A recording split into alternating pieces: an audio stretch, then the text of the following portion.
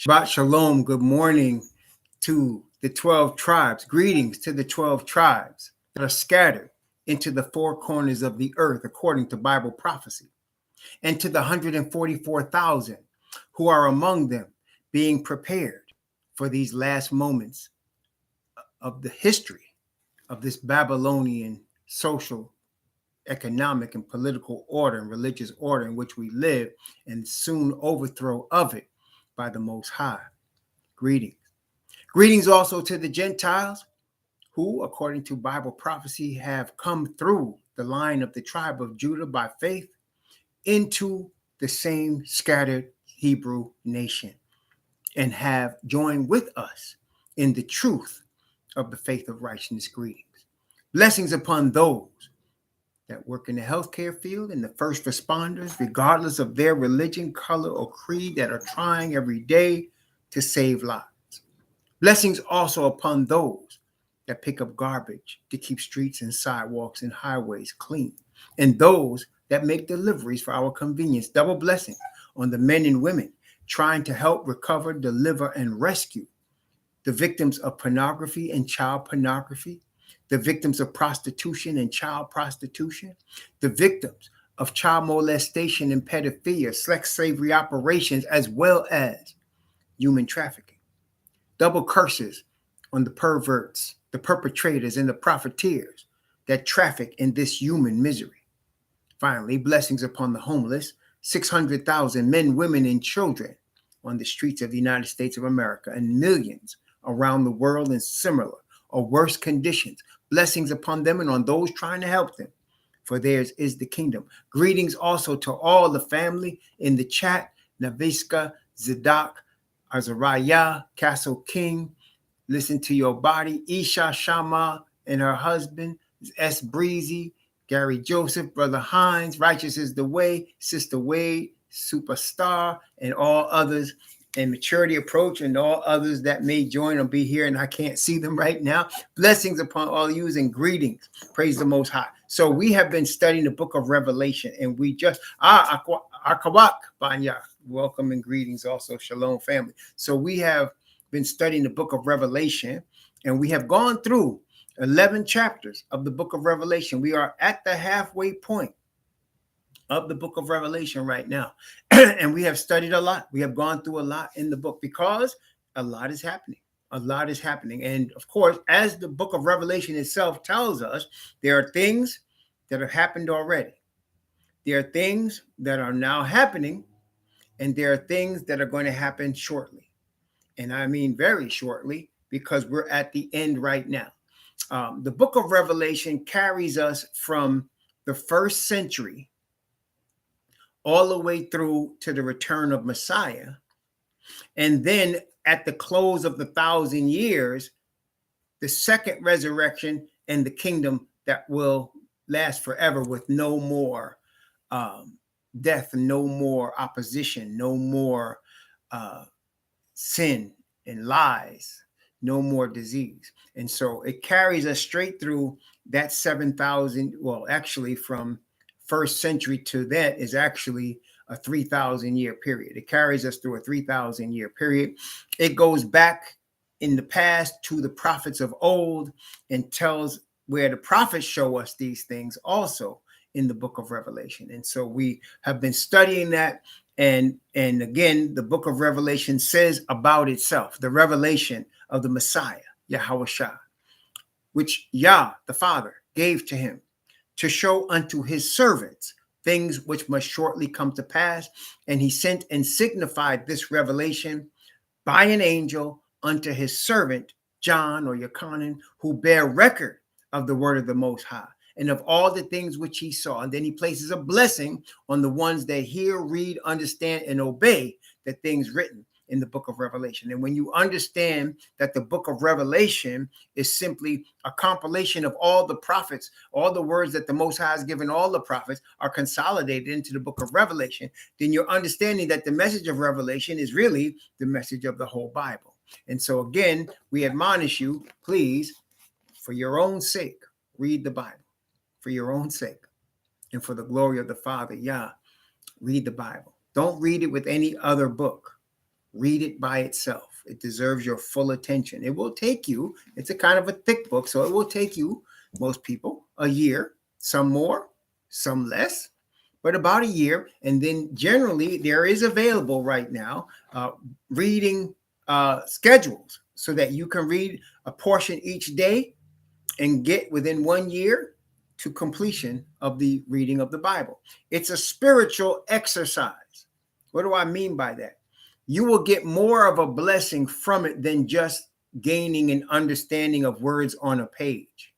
You will get a spiritual blessing from the Father Yah. He will bless you and he will guide your steps as you endeavor to learn of him and his word. Okay. And so after you read it once, read it again. We're just about right now. We're in March 2022, which means that we're in the 12th month of the Hebrew year, the 12th month of our Bible reading, which we started last year in April. Okay. And so we're almost completed 1 year. For me to be the 19th time that I finished reading this book, and I'm looking forward to completing it and starting the 20th time. Praise the Most High. And every time I read it, I get more of a blessing.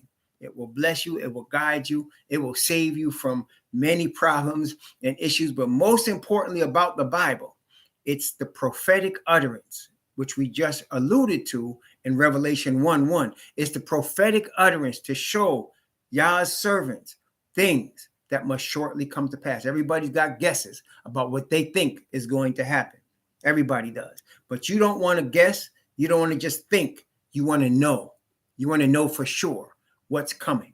Okay. And so everything that's happening on the planet Earth today is in the book of Revelation, and it tells you what's coming next, because most of the people on the planet Earth, unfortunately, are going to be completely overwhelmed, completely caught off guard, completely unprepared for everything that's coming. As a matter of fact, I think we can all bear witness, for example, that the COVID caught everybody off guard.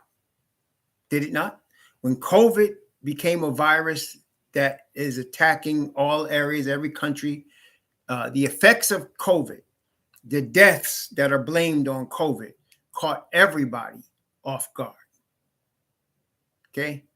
Now, for us who have been led by the word, even though I could not tell you that there was this virus coming called COVID, I could tell you that there were viruses coming and that the Most High will protect his people, because he never allows anything to surprise us. For example, this war in Russia, we understand already from studying the word of the Most High, we understand that the United States will win, that they're going to get involved with this if they want to and win. Why? Because Revelation shows us that the last great power that Rome is controlling to dominate the earth is the United States of America. Okay. So, that shows us that. So we can hang, no matter what happens, we can hang our hat on certain truths that the word shows us. The Messiah told us there'll be plagues, there'll be wars, there'll be rumors of wars. We understand that because the word showed us. The Most High showed us in his word that the true Israelite people would awaken in the last days in the land of the captives that have taken them captive, that they'd awaken to who they are. They'd be calling themselves by the name of Yah and the name of Israel, and that he would eventually bring them together and deliver them. He also told us that before that, they'd be scattered into the four corners of the earth, and that they would forget who they were. I will cause the remembrance of them to cease from among men. And then I'm going to bring them back. Brethren, we're seeing it all. Okay, we're seeing it all. And so we by the word of the Most High, we're understanding what is going on and what's about to come. We understand that the Most High gave Israel 3 feasts, not 7, not 10, 3. And that all 3 have deep prophetic meaning. We understand from the study of the Most High, from the study of his word. Okay. We know that not included in those 3 feasts is a Day of Atonement and what it means. We understand numbers, that there's numbers in the Bible that means something. 7, 3, 2, 12, 10, 40, 42, 1260.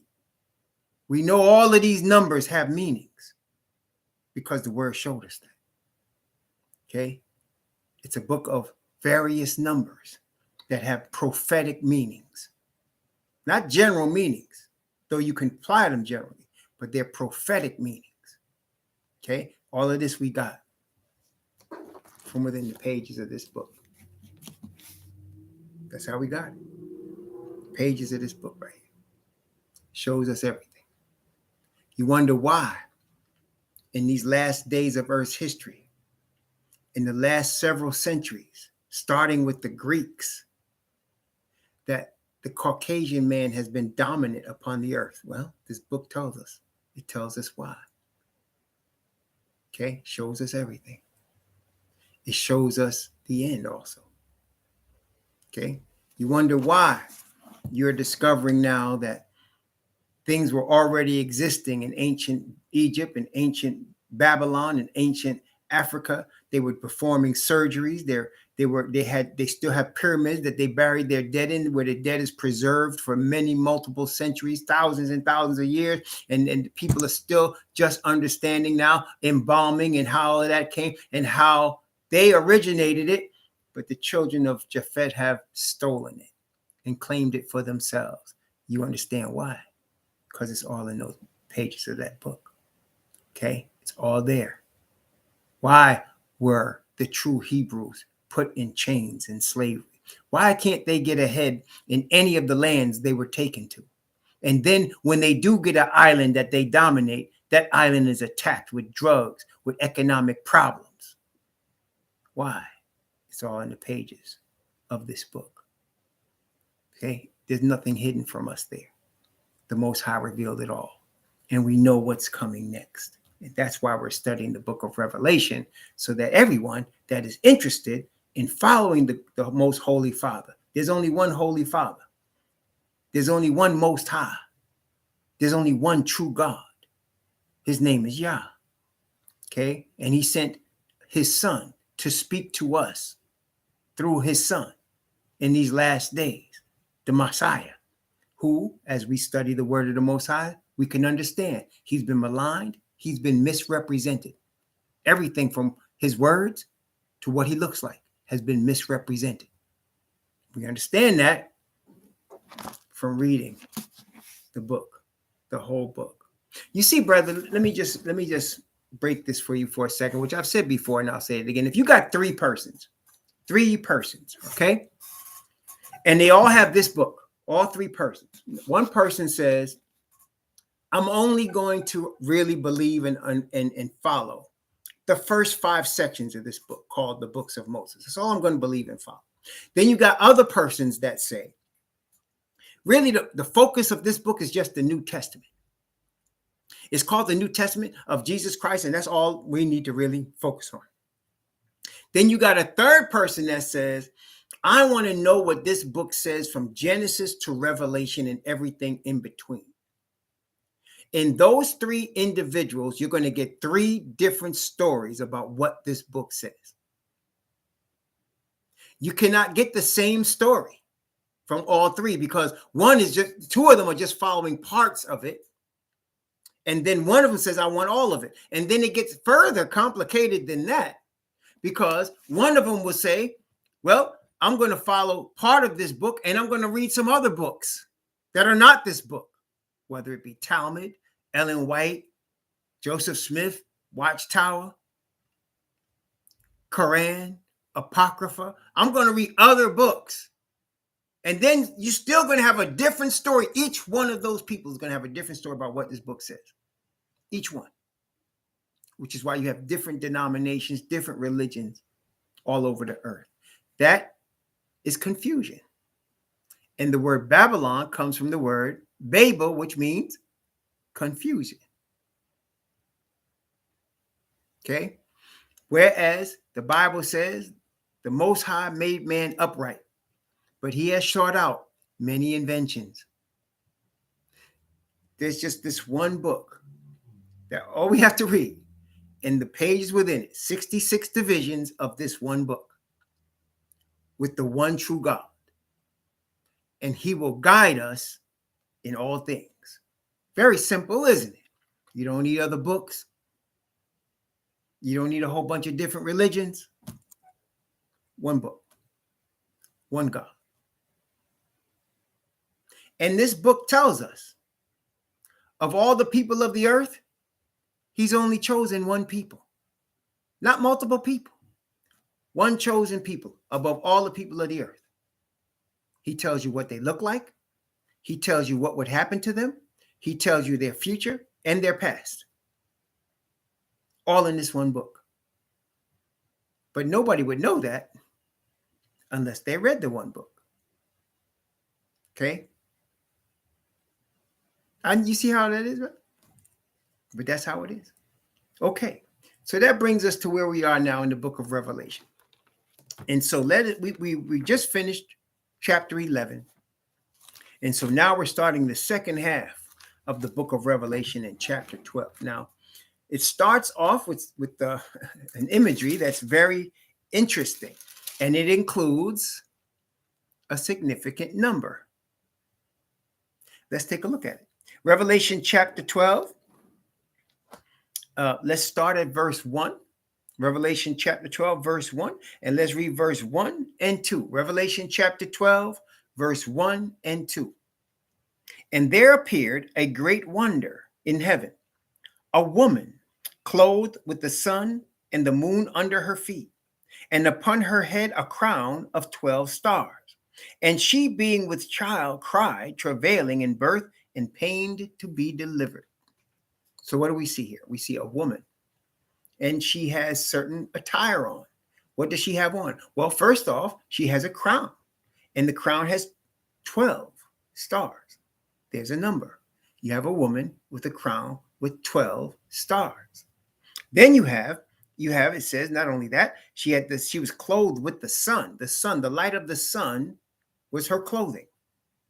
And the moon under her feet. And she was pregnant. The Bible says, she being with child, cried, travailing in birth, and pained to be delivered. So she was in labor, right? Wouldn't we say labor? When a woman is in childbirth and she's pained to be delivered, it's time for her to deliver this child. She's in pain. She's in labor. We call that being in labor, do we not? And so this woman was in labor with a child. So question would be asked, who is this woman? Well, we see 12, a number. We see a number 12, right? So in the Bible, where do you see 12? What does 12 come from? Well, we know Jacob had 12 sons. Jacob's name was changed from Jacob to Israel.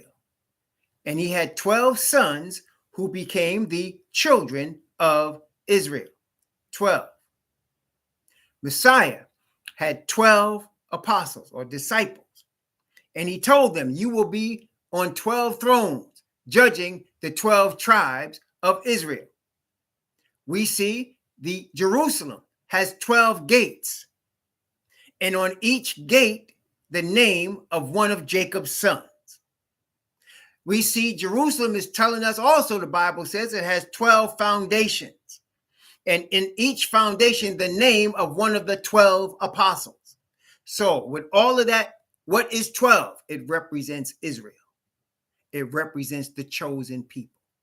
That is 12. What about the woman? Well, let's read a couple of scriptures about that. In the mouth of 2 or 3 witnesses, let every word be established. Now, all of that I just told you, I could give you scriptures. For example, 12 sons of Jacob, Genesis 49. Jacob's name being changed. Genesis, I believe that's Genesis chapter 31, but let me just verify that so somebody wants to take a look at that. There's Genesis chapter, let's double check here. Genesis chapter 32. Genesis 32, his name being changed to Israel. Okay, we see that. Genesis 49, his 12 sons, the children of Israel. Okay, and that's other places, but I'm just giving you some scriptures. Okay, Ezekiel chapter 48, the city of the New Jerusalem with the names of the 12 tribes on them. Mouth of 2 or 3 witnesses, let every word be established. Well, let's talk about now the woman, Jeremiah. I believe it's Jeremiah chapter 6, if I'm not mistaken. Jeremiah chapter 6. Let's take a look over there. Jeremiah is a witness as to the woman. Jeremiah chapter 6. Yes, Jeremiah chapter 6 and verse 2. Jeremiah chapter 6 and verse 2. I have likened the daughter of Zion. He calls it the daughter of Zion. And to a comely and delicate woman. So the daughter of Zion, Israel, is a comely and delicate woman. Right? There's one. How about Isaiah? Isaiah, this is after Sennacherib came from Assyria and threatened Israel. And the prophet Isaiah had an answer from the Most High for Sennacherib. In Isaiah chapter 37, Isaiah chapter 37, after Sennacherib came and threatened Israel, said that no other gods of the other nations can stop me. Your God is not going to stop me either. And then the Most High had a word for him. Let's start at Isaiah chapter 37 from verse 21. From verse 21 down to verse 23. Isaiah 37, 21 to 23. Then Isaiah, the son of Amos, sent unto Hezekiah, saying, Thus saith the Most High Yahweh of Israel, whereas thou hast prayed to me, saying, whereas thou hast prayed to me against Sennacherib, king of Assyria. This is the word which Yahweh hath spoken concerning him. The virgin daughter of Zion hath despised thee and laughed thee to scorn. The daughter of Jerusalem hath shaken her head at thee. Whom hast thou reproached and blasphemed? And against whom hast thou exalted thy voice? Against and lifted up thine eyes on high, even against the Holy One of Israel. We need to understand what this is saying a little bit. Not only are we seeing it's a woman, Israel is likened unto a woman, right? Not only that, but we are seeing that when Israel belongs to the Most High, when they have dedicated or rededicated themselves to the Father, and they're in trouble, he rises for them. Okay? All the time. And that's why in these last days, see, before we've been scattered, and as the Bible says, we were giving reproach to the name of Yah, worshiping the gods of the heathen, wood and stone, the gods of the people that have oppressed, that have captured us, that have put us in slavery. We've been worshiping their gods. That's not our God. Okay? And when we return to our God, he will rise for us. So it's not about marches on Washington. It's not about asking them for reparations. It's not about how much money they owe us. It's about us going to our God, not the gods of the people that have oppressed us, not the gods of the people that put chains on our neck, not the gods of the people that had us working for free, not the gods of the people that castrated us like the Muslims did. No, our God. And when we find our God, he will stand for us. And that's what the awakening is all about. It's the Most High's prophetic utterance telling us that his people will awaken in the last days and return to him, the only true God, Father Yah. And when they return to him, he will stand up. If my people who are called by my name, important part right there, his people are called by his name. If my people who are called by my name shall humble themselves and pray and seek my face and turn from their wicked ways, then will I hear from heaven and will forgive their sin and heal their land. I can give you multiple witnesses to that. Okay, but that's it. It doesn't matter what countries do. It doesn't matter what governments do. It doesn't matter what their plans are. It doesn't matter what the devil wants. None of that matters. All that matters is us and our God. That's all that matters. Okay. And so when we understand that, we don't have to worry about all this other stuff. Our focus should be coming back to our God. Now, all of us take different paths back to that God. Some of us got to go through wearing uniforms. Some of us got to grow long beards. Some of us got to wear mitres on our head, whatever. But as long as the path is leading you back to your Father, to your understanding of Him, we'll all end up standing on the same sea of glass. And He will rise to deliver us. It's prophetic utterance. Okay, so the woman is Israel, the true Israel, the bloodline of Israel, and she's having a child. Israel is having a child. So that, wait a minute. So let's think about this for a second. Your mother had a child. That's you. All of us were born of some woman, whether we know who the woman was or not. All of us were born of some woman. So that woman is our mother. Right? So that woman that bore us into this earth is our mother. We know her, we may not know her, but for sure she existed because we're here. Correct? So she bore us, which makes us her son. It makes us her son. We were part of her in her body, and she bore us. That makes us her son. That makes us forever related by blood. Is that correct? We're forever related by blood. That's our mother. You can't have two mamas. You can have one that raises you, but that doesn't mean she's the one that had you. A lot of great mothers adopted people, period, right? But in terms of bloodline, terms of DNA, you only got one. Right? You only got one. Well, let's think about this. Let's go back to Revelation chapter 12 with that understanding. Okay, let's go back to Revelation chapter 12 now. So now you're in Revelation 12 and you see a woman. The woman has a crown of 12 stars. We know that's Israel. She clothed with light. And the moon is at her feet.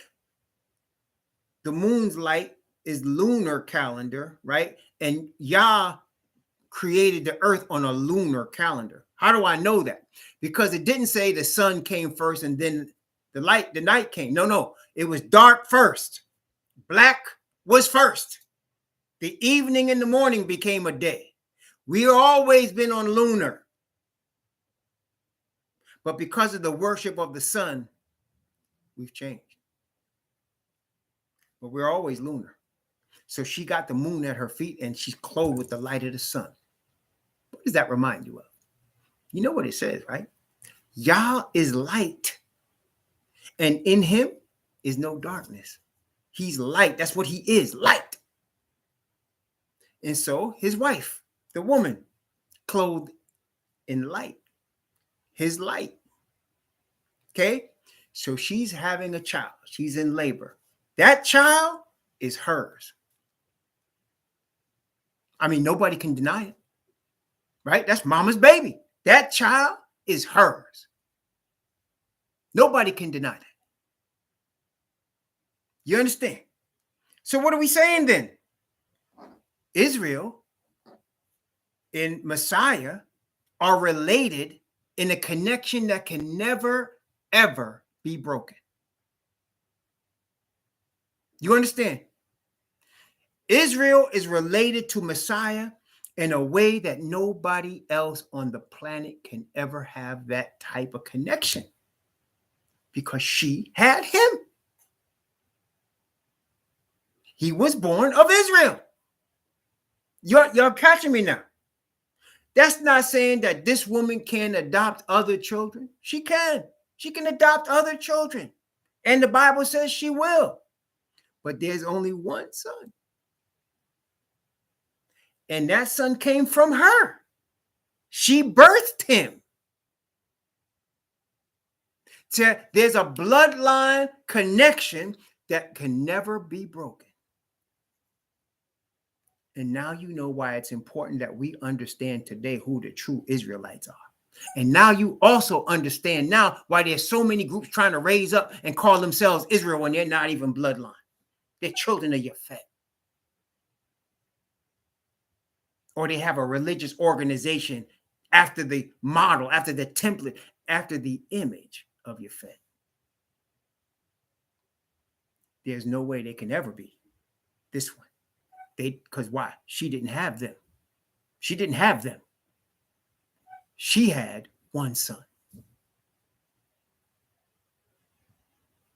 Okay? She was a nation of 12 and she had one son. Okay? All right. So now, that's right. So to the true Israelite bloodline, what we need to understand is Messiah is our cousin by blood. Messiah is our cousin by blood. And it's no coincidence. And I think y'all could bear witness. There is no community on the planet Earth. Now, tell me now, that values cousins like the true Israelites. I mean, right? To us, cousins are as close as brothers and sisters. I mean, right? Especially, you find out somebody your cousin, that's family right there. I mean, right? That's no coincidence. Because we're cousins to Messiah. See? We're cousins. We're bloodline. Nobody can ever change that. Nobody. Okay? Nobody can ever change that. Praise the Most High. That's a blessing. And so now we understand why, according to prophecy, we've been putting through what we've been put through. Okay? And we understand now how we're going to get out. Now, let's continue. Now, this next part has to take some study. Okay? That first part was easy. I mean, right? The woman is Israel. She had a child. The child's Messiah. Israel's connected to Messiah forever because she bore him. Okay? All right. Next, Revelation chapter 12, verse 3. Revelation chapter 12, verse 3. You see why? Also, I just want to say, you understand now why there is no Christian church. There is no Muslim. There is no Catholic. There is no Ashkenazi that will ever understand the book of Revelation. They will never get it. They will never get it. They don't have the connection. Y'all, there's no connection.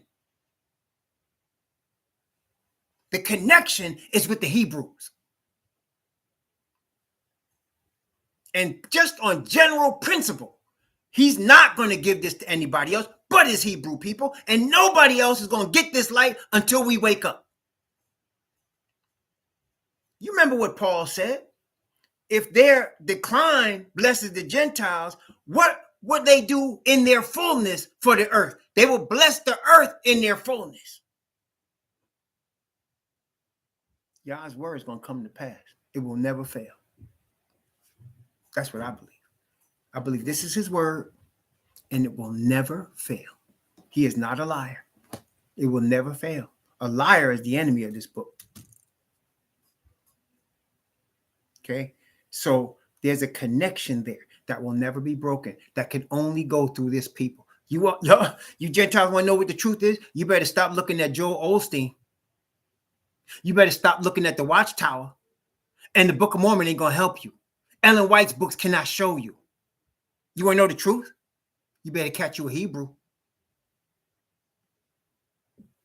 You better catch you one of them. You better find one in the ghetto, because even the one in the ghetto with a Bible in his hand going to learn more than you, because it's ordained for him.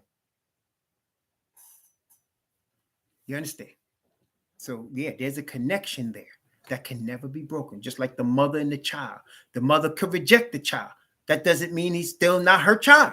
She could reject him. She could go do whatever she want to do, and he could go do everything he's going to do. That's still his mother. It doesn't change. She still had him through her womb. That's it. It never changes. Now, of course, mothers and sons, they got to deal with their father. They got to deal with the father. Okay. But we know who our cousin is. I mean, that's deep. It's not only like we have to receive salvation by faith because we are sinners. Okay. But we have the eye of the Most High is counting us as the apple of his eye because of the connection that can never be broken. Never be broken. Okay. So praise the Most High. Whoo. Okay. Sorry. Revelation chapter 12, verse 3. Whoo.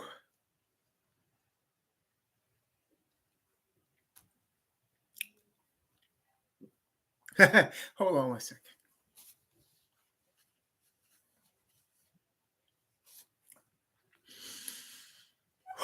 Okay. Sorry.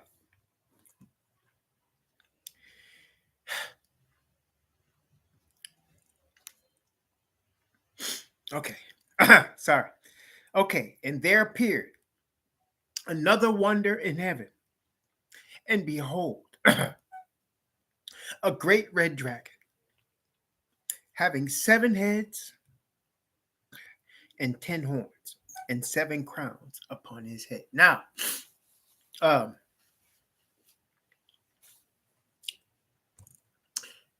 sorry, I got a little emotional. Sorry. Dragon. If you look up the word dragon, it's a serpent. Okay. A dragon is a serpent. Okay, that's what a dragon is. When you see dragon, it's a serpent. And we know a serpent to be a snake. Okay, you understand that? So now when you see dragon and you see serpent or snake, it's the same thing. Okay, it's the same. So where did we first, here's a question. Where did we first see serpent in the Bible? Where did we first see serpent in the Bible? Where did we see serpent? Where did we see serpent in the Bible? Where did we see that? That's right. Serpent was the form that the devil used to tempt Eve. Now, you have to understand the dynamic between Father Yah and his fallen angel, Satan, who was Lucifer. The dynamic is the only thing that the fallen angel, Satan, can create is murder and lies and death.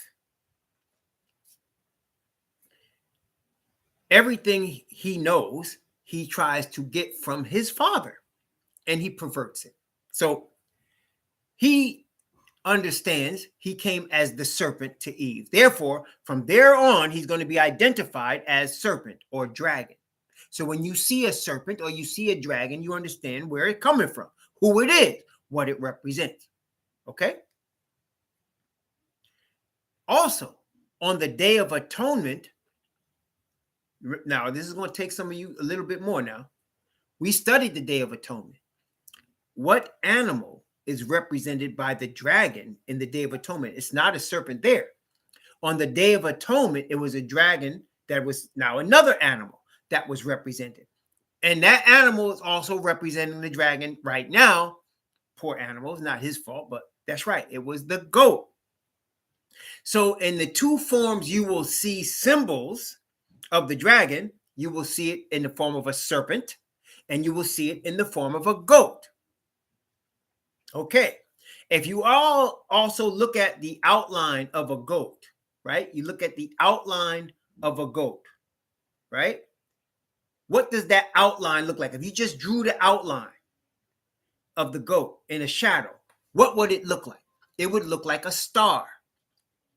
Does it not? So if you have a star, you can have the outline of a goat. True?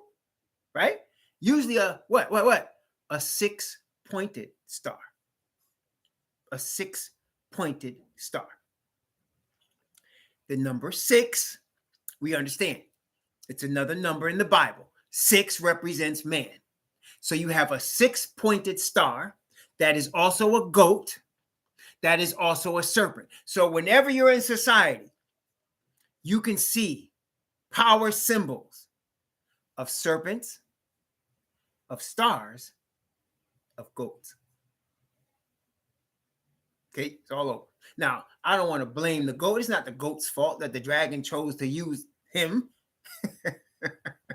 It's not the snake's fault that the dragon chose to use it.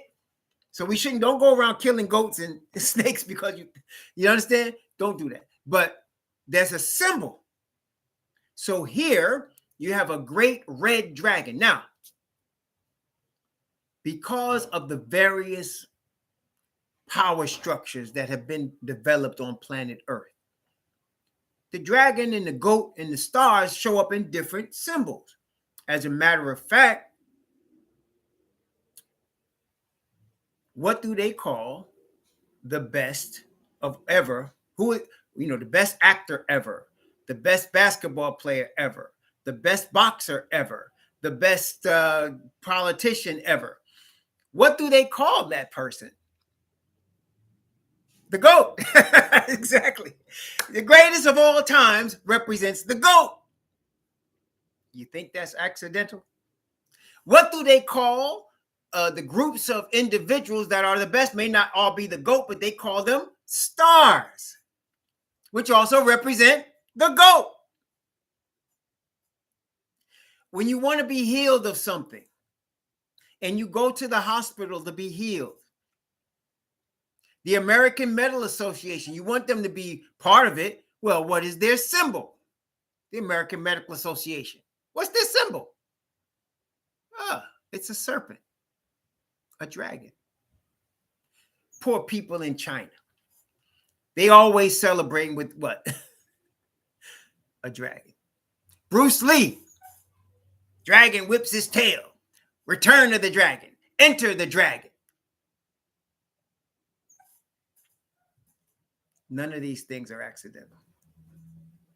None of them. So that the whole planet is being deceived. And they don't realize what's going on. I mean, it's right in front of you. That's why I say you understand now, whenever the powers that be want to deceive us or hide something from us, they don't lock it away. They put it right in front of us. When they're doing something, they put it right in front of us and then confuse us by what we see. And then tell us our common sense ain't common sense. You got to listen to them. You see what I'm saying? It's right in front of us. So they don't have to hide this book. They don't have to hide it. They give it to you. And they'll tell you, only read the first 5 books of Moses. That's so good. That's the only thing that's good. Or only the New Testament. Or you need this book, this other book to go with this. You understand? But you understand when we're reading this book by the grace of the Father Yah through Messiah, all these things are revealed to us. You can see them, right? I mean, just in the last 2 minutes of me talking about this, you could see it. Goat, star, serpent, dragon, all there. Okay? All there. And there's more. There's more. Okay, there's more. I'm just giving you a little tip. But now let's talk about this great red dragon. Let's take a look at it closely, okay? Great red dragon. Revelation 12:3. Now, the reason I apologize for getting emotional is not that the Most High doesn't cause us to do that. I just don't want to distract from the teaching. To me, the teaching is the most important thing. You getting the message is the most important thing. I don't want to distract from that. That's why I apologize. So I just trying to compose myself because it's more important that you get this message than me getting emotional about what the Most High Spirit touches me with. You understand? So I mean, yes, it touches us, man. There's no shame in that. But I'm trying to get the message out. I don't want it to to cloud the message. Okay, so Revelation chapter 12, verse 3. And there appeared another wonder in heaven, and behold, a great red dragon, having 7 heads and 10 horns and 7 crowns upon his head. Now let's pay close attention. It's a red dragon. Okay, it's a red serpent. It has 7 heads, and it has 10 horns, and it has crowns. But where are the crowns? I want you to notice, compare that to verse 1 of Revelation 13, which is, we're going to eventually get there. But verse 1 of Revelation 13, notice where the crowns is here. It says, and I stood upon the sand of the sea and saw a beast rise up out of the sea, having 7 heads and 10 horns, and upon his horns 10 crowns. See? So, and it's the same beast. We're going to talk about that, but it's a different form. It's a different form. And that's what's going on now. Like, for example, I'll give you an example. There was a literal ancient kingdom of Babylon, an Hamitic kingdom founded by Nimrod, Ham's grandson, the son of Cush, the Ethiopian. This Nimrod founded Babylon. Okay, Babylon came and dominated for literally thousands of years, right? And then the last great Hamitic king of Babylon was Nebuchadnezzar, right? So you had a literal kingdom of Babylon. Now that doesn't exist anymore in that country. No, now you have a spiritual kingdom of Babylon that's worldwide. And it's the same dragon that started that one that controls this one. So you have a different form of the same thing by the same dragon. You see what I'm saying? So he changes forms, but he has the basis of who he is still. He's a dragon. Basis of who he is. Okay? Now, this one, though, is red. Now, the red part is easy, right? What does red represent? We talked about this in the first half of the book of Revelation. In one of the 4 horses, that was red. And we know what happened with red, right? What does red represent? It represents blood, right? It represents blood. Correct? So when you have red, you have blood. That's right, red. Now, bloodshed. What we're seeing right now is beautiful that I'm hating that people have to die. I'm not saying that, but let me put it right. It's beautiful that we can have object lessons. Ukraine, Russia. Russia is moving on Ukraine, right? And they're looking to take over that land, right? How are they doing it? Is Ukraine just saying, come on in, sit down, make yourself comfortable? No, there's great bloodshed. Correct? There's great bloodshed going on. Men, women, and children being slaughtered. That's how wars happen. There's always blood when there's war. Always, 100% of the time. You don't have a war when there's no blood. There's always blood when there's war. And yes, the Most High Yah is going to put the final war when he puts the smackdown on Babylon, and there's going to be blood. Matter of fact, you're going to see as we continue to study. There's no war without blood. Okay, so now you have a dragon that's red. He has gotten power and authority by killing, by blood. That's why he's red. Okay, now let's go to Daniel chapter 7, and you'll understand why the heads and the horns and the crowns exist and why they exist in the way we saw them in Revelation chapter 12. Let's go to Daniel chapter 7. Now, in Daniel 7, you're going to see 4 beasts. They're going to all be animals, and they're going to be described except for the last one. The last one is just going to be called a dreadful and terrible beast. But you already know what it looks like, and you're going to see why you know what it looks like in a minute. But Daniel chapter 7 is a continuation of Daniel chapter 2. In Daniel 2, you saw a statue made of 4 metals, the number 4 again. So you got Babylon, Media, Persia, Greece, and Rome, 4. And Daniel explained to the Hamitic king, Nebuchadnezzar, the last world Hamitic king that would have something to do with Israel. The rest of it will be children of Yafet. He explained to him that this is 4 metals for 4 kingdoms. And how Daniel's getting another message here with Nebuchadnezzar's grandson, who was the last literal king of the ancient Babylonian Empire. And he's going to explain again that there's going to be 4 kingdoms. It's the same 4 kingdoms. Zechariah said they were 4 horns. Remember that? 4 horns 4 powers that scattered Judah and Israel. That's why they're pointed out, because of their hands being on us. Again, the Most High notes who puts their hands on us. He said, these are the 4 powers that have scattered Judah and Israel. That's why there's been many kingdoms. British had kingdoms. India had kingdoms. China's had kingdoms. Africa's had kingdoms. You heard of the Mali Empire, Timbuktu, the Ashanti Empire, and other empires. There have been a lot of empires, but only 4 are pointed out here, because these 4 are closely connected to the oppression of Israel. Okay? That's why. All these other ones are just offshoots of those 4. All right? And when I say oppression, not just the slavery, it's the slavery, it's the mind control with the religion, it's being under the political thumb of all of these people, it's the control of the entertainment and the business empire. All of that comes from these 4.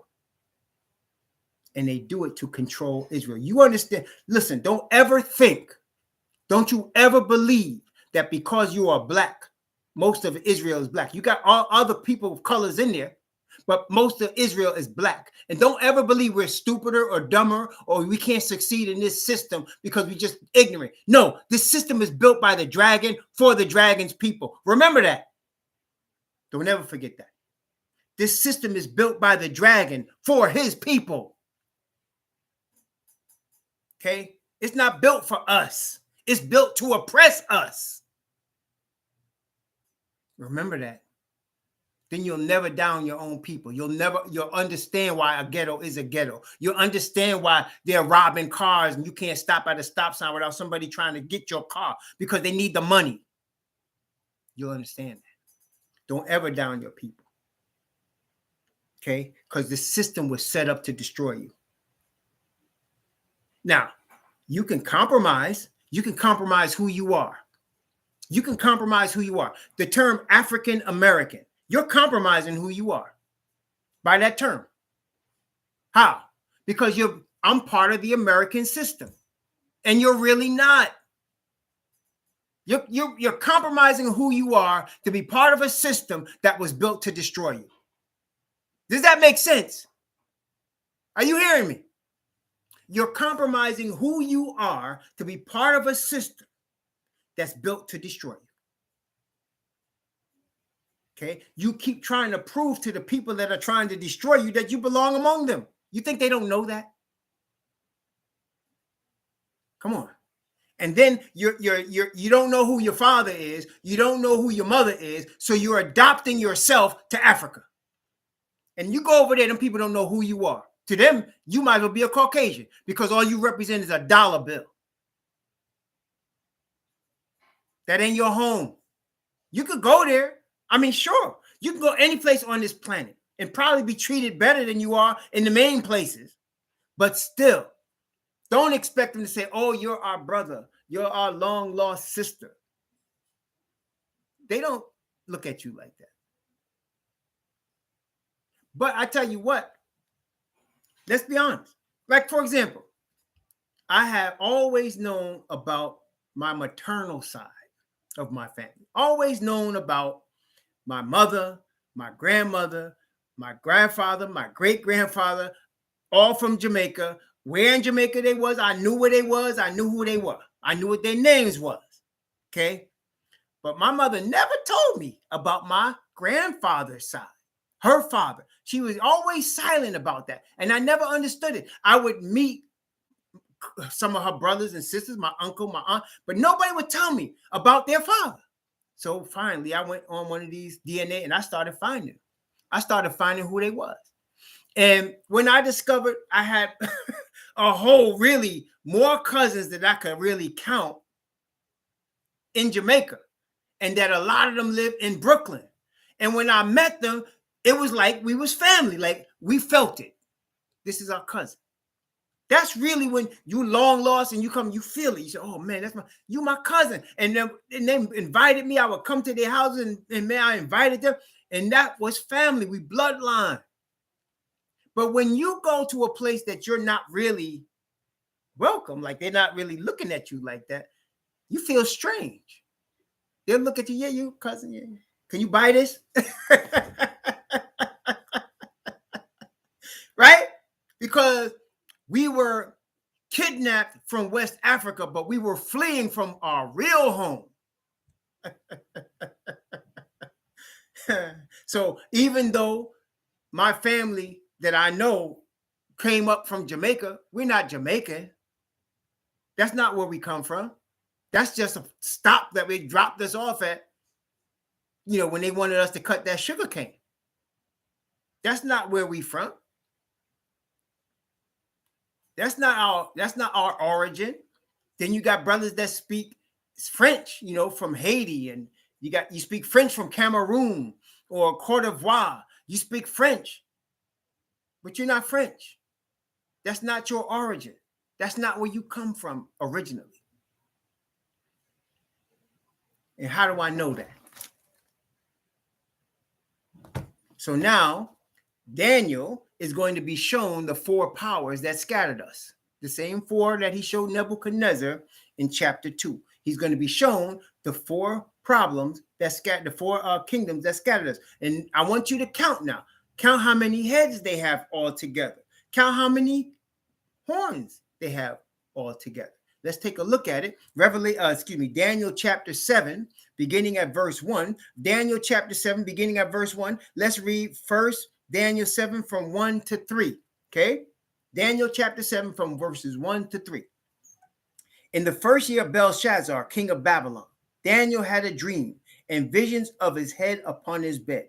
Then he wrote the dream and told the sum of the matter.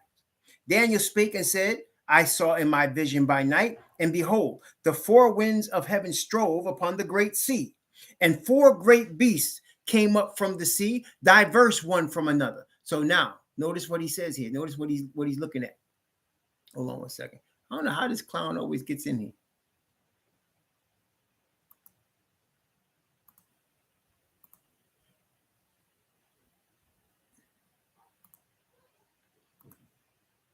How do we permanently block these clowns? How do we permanently block the clown? But anyway, always some clown trying. You're always going to have clowns, man. Okay. So that Daniel saw, it says, four winds striving, right? So strife, that's war. Four winds, north, south, east, and west. He saw them striving upon a sea, a great sea. So let's take a look. What does the sea represent? What does the sea represent? Well, let me give you two witnesses for the sea. Okay. First one, we'll come right back to Daniel. I need you to get these two witnesses first. Revelation chapter 17. Revelation chapter 17. Revelation 17:15. Revelation 17:15. That's right. But you want to make sure we got the witnesses so people can understand that water stuff is important. Okay. Revelation 17:15. And he said unto me, the waters which thou sawest, where the whore sitteth, are peoples and multitudes and nations and tongues. So waters represent peoples and multitudes and nations and tongues. And we saw here from the four winds, all directions of the earth, peoples, multitudes, nations, and tongues. Well, wait a minute. There's another one. And we were just looking at this yesterday. Isaiah chapter 61, but we weren't looking at this particular part, but we're going back to Isaiah 61. Isaiah chapter 61. I want you to see what it says here. Actually, 60.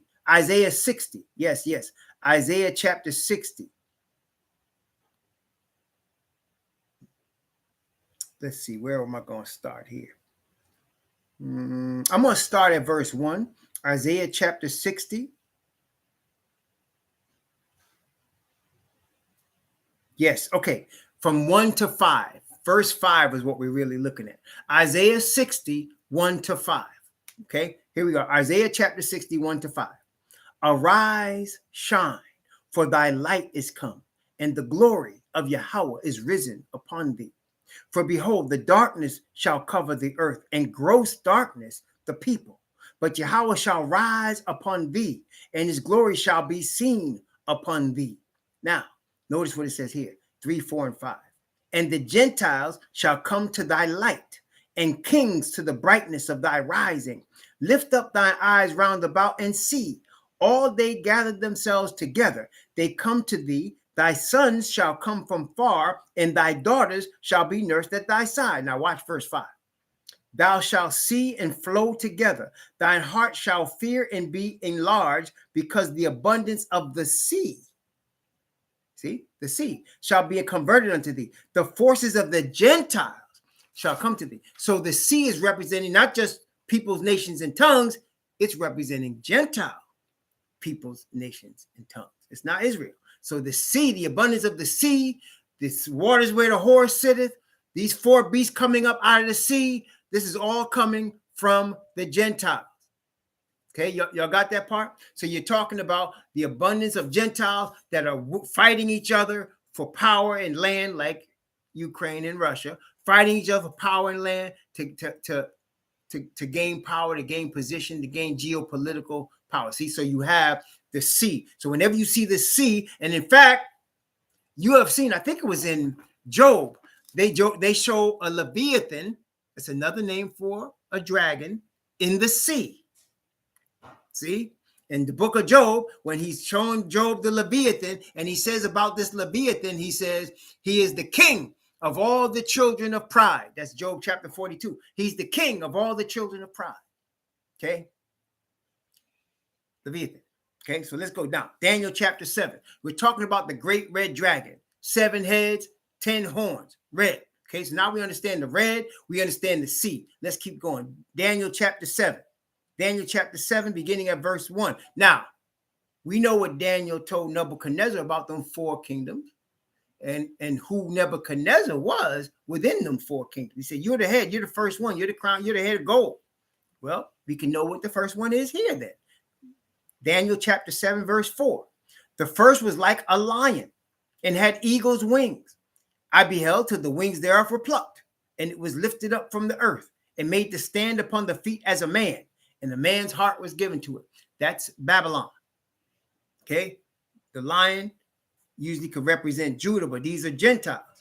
Okay. So this is a lion, and it had wings, and the wings were plucked, and it made to stand upon his feet like a man. So it was no longer a lion, king of the jungle. No, it was a man. Bible says about a man's heart is deceitful above all things and desperately wicked. Okay. Then verse 5, the second beast, Daniel 7:5. So far you got 1 beast and 1 head. All right. Daniel chapter 7, verse 5. And behold, another beast, a second, like to a bear. And it raised itself up on one side and had 3 ribs in the mouth of it, between the teeth of it. And they said thus unto it, arise, devour much flesh. That's the Medes and the Persians. And notice the bear. What area of the world do you have a country that represents a bear? Y'all know. What area of the world do you have a country that represents itself as a bear? That's Russia. So Medes come from the area where you now have Russia. Now, I'm not saying Russia is still Medes, though they have that bloodline, but you're dealing with now Japhet. Okay, you're dealing with Japhet. So first you had your lion, which was Babylon. Then it lost its power, and then you're going to have a next one. Now you're starting with the rule of Gentiles. So now you have the Medes, and then come with the Persians. Okay, Persians are what we call now Iran. Iran is Persian. Okay, they're also from the children of Japhet. They got a little color, but they're from the children of Japhet. And they had Hebrews among them, which is why they got their color. Hebrews still in Iran. We've been scattered into the 4 corners of the earth. They had Hebrew slaves there. They still have them there. They're not slaves, but you want to look at the lowest economic classes in Iran. They're black. Should tell you a lot. Okay, let's continue. Daniel chapter 7. So we got 2 beasts. Verse 6. After this I beheld, and another like a leopard, which had upon the back of it 4 wings of a fowl. The beast had 4 heads, and dominion was given to it. So this one is a leopard, and it had 4 heads. So how many heads we have so far? We have 3 beasts, right? And with the 3 beasts we have right now, 6 heads, right? So you have Babylon, the Medes and the Persians, which is the bear. Then you have 4, 1, 2, 3, 4. That's your Greeks. More Gentiles. There's your Greeks right there. Okay? So your Greeks started with Alexander and then expanded, changed the name of Kemet to Alexandria, changed the name of Mizraim to Egypt. That's where you get it from. Their philosophers went and stole the works of ancient Hamites and then called it Greek philosophy. Woo, man, this is something, isn't it? That's what happened, though. There you go. Now you have the rise of the children of Yafet. First with the Medes and the Persians, then with the Greeks. Now, verse 7. Daniel chapter 7 and verse 7.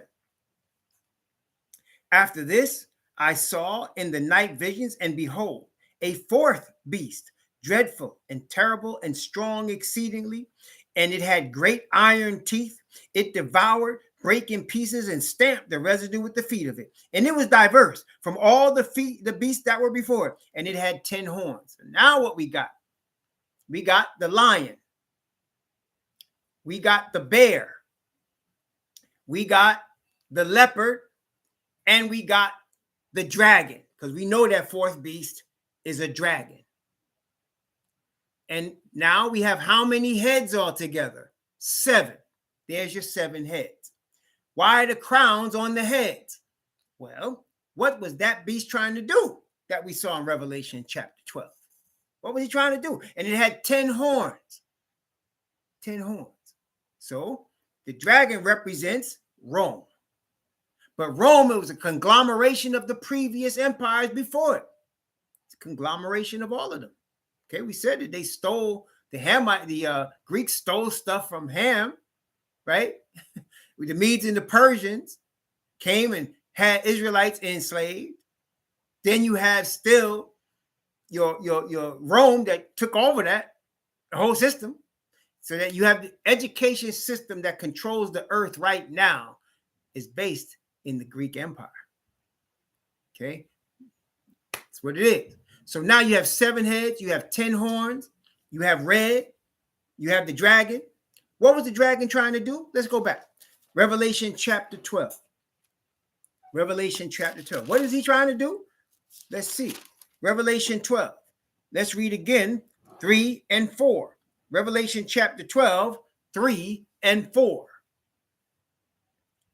And there appeared another wonder in heaven. Behold, a great red dragon, having 7 heads and 10 horns, and 7 crowns upon his heads. And his tail drew the third part of the stars of heaven, and did cast them into the earth. And the dragon stood before the woman, which was ready to be delivered, for to devour her child as soon as it was born. Now, the time of the birth of Messiah. Who was ruling the earth? Who was ruling the earth at the time of the birth of the Messiah? Who was ruling the earth? Who was that? Who was the ruling party, the world power that was controlling Israel and Judah? That's right, it was Rome. So now you have Rome wanting to kill Messiah. Who was used? Who was the agent that was being used by Rome to Herod? Now, wait. Was Herod an Israelite? Oh, he followed Judaism. Was he an Israelite, though? What was Herod? Was he an Israelite? He followed Judaism. Does that make him an Israelite? Who was that man, King Herod? Who was he? Where did he come from? What was his bloodline? He wasn't in Israel. There you go. Herod was an Edomite. So you had agent of Rome who was an Edomite, follower of Judaism, wanting to kill Messiah. Wait, let's break that down now. Let's break that down now. Let's break that down. You had a follower of Judaism who was an Edomite, who worked for Rome with the intention of killing the Messiah. All right.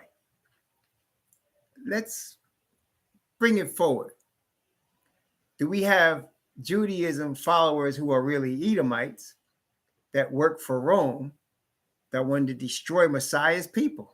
Do we have that today at all? Is this system again that we're in built for us to prosper? Well, who controls the economic part of the system that we are now living in? Who controls who controls the banking system? The central bank? Who controls that?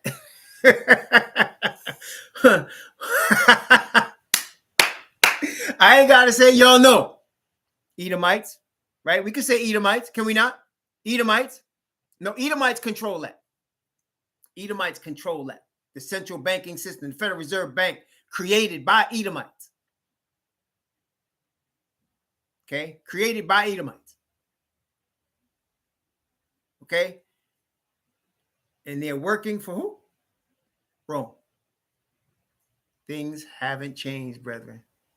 Everything is a facade and a lie that you see on the front level. You look in this book here, it gives you behind level. Everything else is a facade. So you know and I know. I don't think I have to convince you that the media is constantly lying to us. I don't have to convince you of that, right? The media, you understand, right? The media is constantly lying to you. Constantly, like without stopping. And the strongest part of lies is that they have some drop of truth in it, a little bit of truth in it. So you'll have enough truth to get your attention, and then they'll lie to you and tell you how to think, tell you how to feel, right? So you have people like, you have people like Rockefeller on one side. Y'all ever heard of Rothschild? Rothschild, the house of Rothschild, the dynasty of the Rothschilds. Come on. You think that's new? There's nothing new under the sun. Somebody could say, oh, look at this, it's new. And somebody said, nah, it's been already from old time. So you see, the same, for lack of a better word, conspiracy exists. Herod was promoted to be a king by the Romans, by the Caesars. He was chosen to be a king. He was an Edomite that joined forces with Rome under a religion that doesn't exist in the Bible called Judaism. That's what, when Messiah talks about nailing stuff to a cross, that's what he's talking about. He's nailing all things that are not Bible to the cross. That's why you saw him on Sabbath. You saw him heal people on Sabbath, because the fake Jews were telling him he couldn't do that on Sabbath. They were teaching the people no. Moses said, never clean the whole field that you own. In other words, leave the corners of the field. Don't glean the fruits of the corners of your field. Leave that for the poor, the fatherless, and the widow. That's what Moses taught from the Most High. So if you have a field of corn, you don't take all the corn. You leave the corners, you leave the edges so that people can come through and eat. And he said, I'll bless you when you do that. So on Sabbath, Messiah went through the cornfield. And he ate. And they said, you're breaking the Sabbath. No. He's nailing to the cross Judaism, your man-made religion that has no basis in Bible. Okay? There's no Judaism in the Bible. Abraham didn't start any religion. He wasn't the founder of any religion. Abraham was from Eber, the Hebrew. Eber came from his grandfather, Arphaxad. Arphaxad was from Shem. Shem was from Noah. Noah was from Lamech, and it went all the way back to Adam, chosen seed. There was no new religion. See what happens when you listen to man? But see, so now they were trying to kill Messiah. They were trying to kill Messiah. Okay, that was the object and goal of the great red dragon. And why did he have on the heads? Because the heads represented all of those nations that are a conglomeration of what was the Roman Empire. Okay, now in the original, in Europe, there were 10 divisions. 10 divisions. Now we know that the little horn would rise up and knock down 3, so that there was only 7 left. But that's later. That's later. Okay, and then in our time, it's restored to 10 again, which is why you see 10 in Revelation 13. So it went from original 10 of the Roman Empire, then the little horn, the papacy rose up and destroyed 3. Then it gets recovered and now gets back to its original 10. That's what the devil's trying to do, restore the original. Okay, so now you have your G10, and what 3 nations make up the next one? The United States, Japan, and Canada. They're all your Fed. You'll never have a Hamite in the G10. That's not going to happen. It's going to be Japhet. All Japhet. The G10 is Japhet. Okay. And then they call it the G10, even though there's 11, because originally, as you know, originally you had Belgium and Holland as 2 separate nations now. But back at the day when Rome was ruling, they were one nation. It was all Holland. Belgium broke off later. But under the G10, they're counted as one, because that's the original. Okay, see? So you're seeing it all come together. There's nothing new. You're seeing it all come together from the Bible showing us. So here, 7 heads. You had 7 heads with 7 crowns on the head, 10 horns. That's the time. It's telling you the time it happened. It's telling you at the time of the birth of Messiah, this is what was going on. These are the powers. You had the Edomites with the Romans and the religious leaders of Jerusalem trying to kill Messiah. Okay, that's exactly right. Trying to kill Messiah. That's right. Devil he don't have no imagination to really have his own people. So he got to try to replicate what the Father did, but he perverts it, right? Father gave us man and woman with sex. Devil gave us pornography. Then he went and perverted it further with child pornography. Look, why is pornography not good? First of all, it's meant for us to do privately. It's not meant to be observed by the world. 2 dogs can have sex in the street and let everybody see it. But we're not built to be dogs. We are higher than dogs. You understand? 2 animals in the wild can have sex in the wild and don't care who's around. But we are not built to be animals. We were built to dominate the animals, to be higher, on a higher level of reason and understanding than the animals. So when we have sex, we can get busy, but we do it in the privacy of our own place. And when you're watching pornography, I used to watch pornography. I was hooked on pornography for a long time.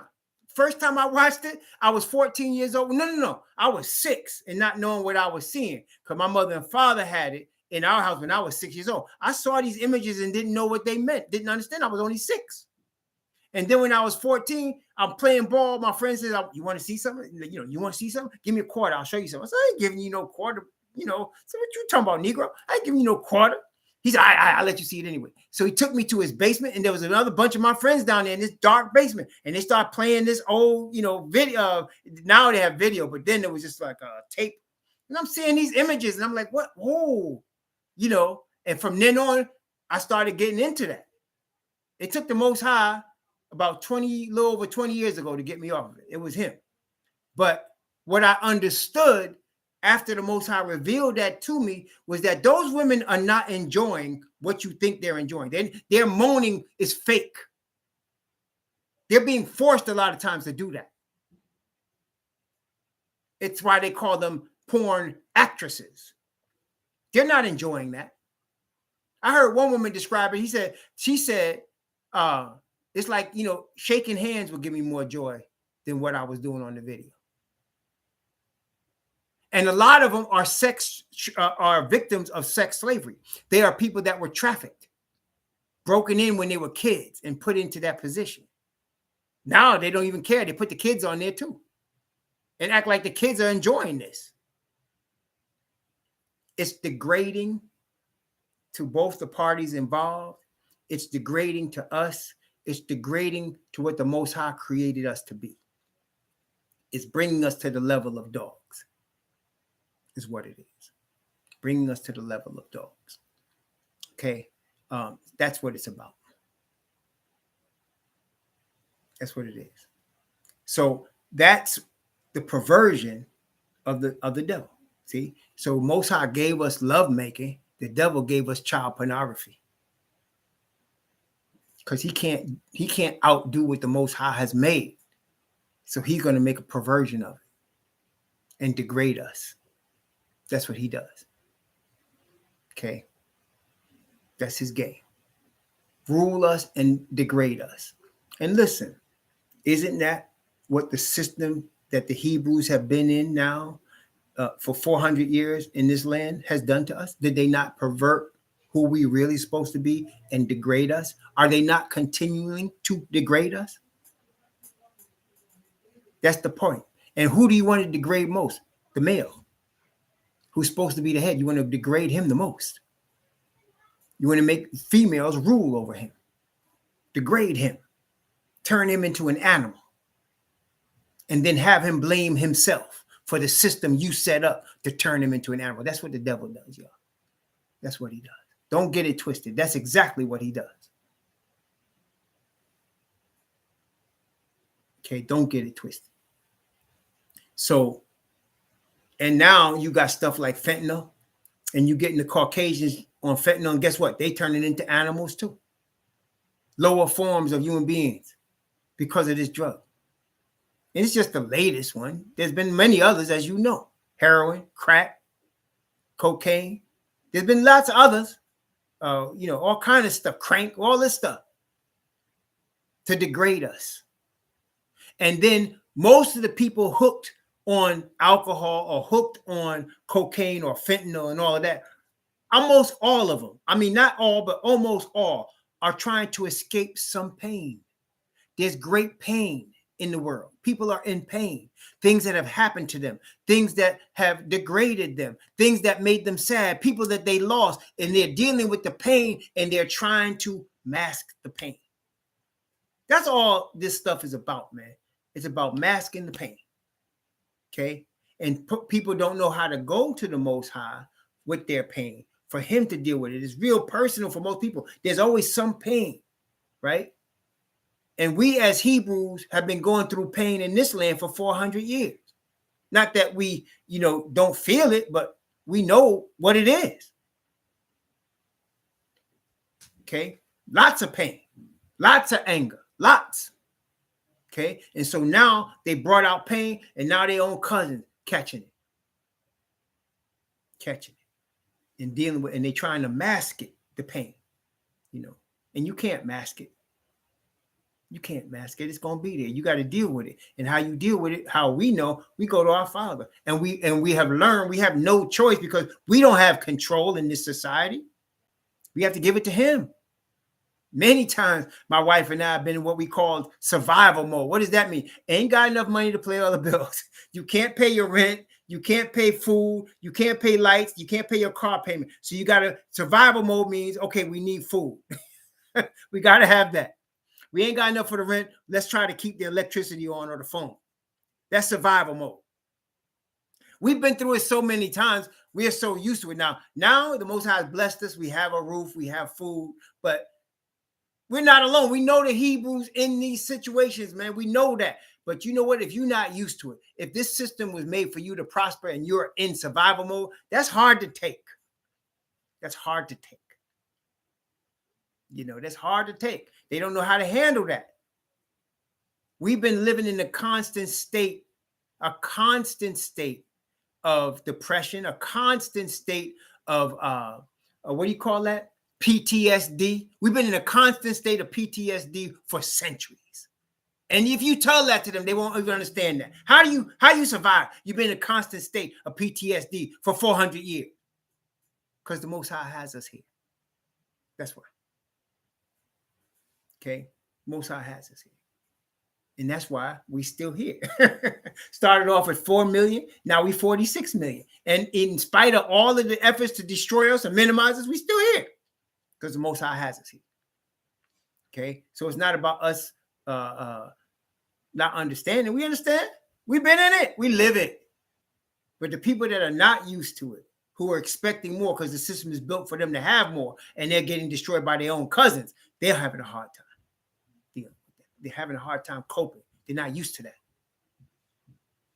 Okay. But that's what the situation is. So you have the dragon combining with the Edomites, combining with Rome to create a system that's built to kill Messiah and his people. Okay, built for that. That's the design. That's what it's for. Okay, that's what it's for. But of course, as we're going to continue to read after the break, you're going to see it won't work. No matter what he does, it won't work. Okay, it won't work. That's the greatness of Father Yah. You cannot stop his word from coming to pass. You can't. Okay, praise the Most High. So we're going to talk more about that. It's now almost 1 o'clock. We're going to come back in about 45 minutes, about 1:45, come back, and we're going to continue Revelation chapter 12. We just touched the surface. We're going to come back and hit it harder. Revelation chapter 12 by the grace of the Most High. If we don't see you back, it's cool. I know it's Saturday for some of y'all. Y'all go do what y'all do, but we're going to come back and get into this word at 1:45. May the Most High bless you and keep you. May he cause his face to shine upon you and be gracious unto you. May he lift up his countenance upon you and give you his peace. Shalom, brethren.